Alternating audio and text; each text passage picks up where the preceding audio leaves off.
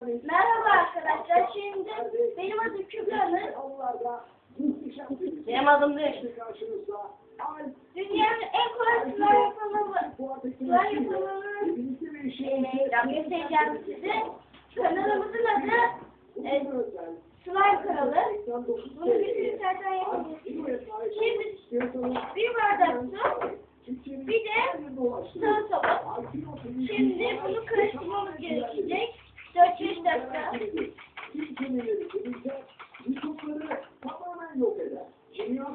Herhangi bir sıvı sabunu olabilir.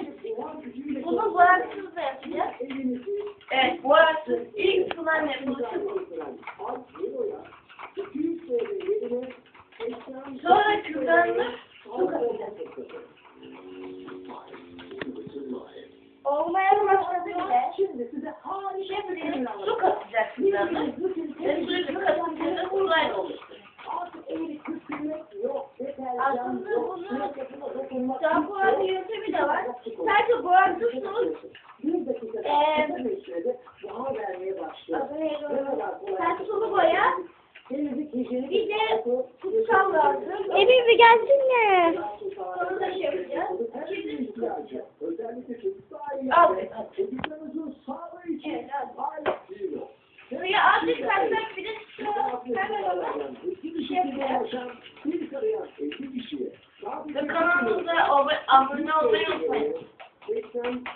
Yorumlarınızı bekliyoruz. Şanslısınız. 4480 tane kanalımızda. Emin 2 dakika düşeceğim bak. 2 dakika tutsana. Elim kayıyor.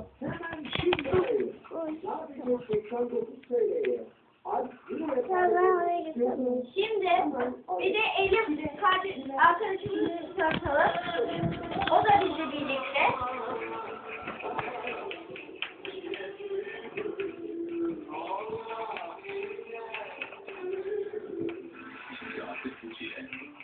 Evet arkadaşlar. Şimdi slime'ımız olduğu gibi. Sonra bunu buzdolabında bekleteceğiz.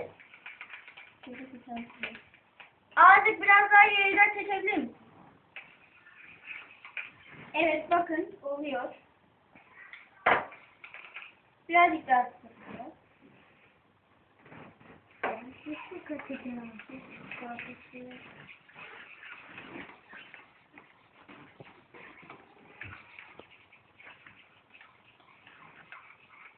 Evet. Şimdi Elif Hanım bunu buzdolabına koyacağız. Götür koy bunu buzdolabına. Koş.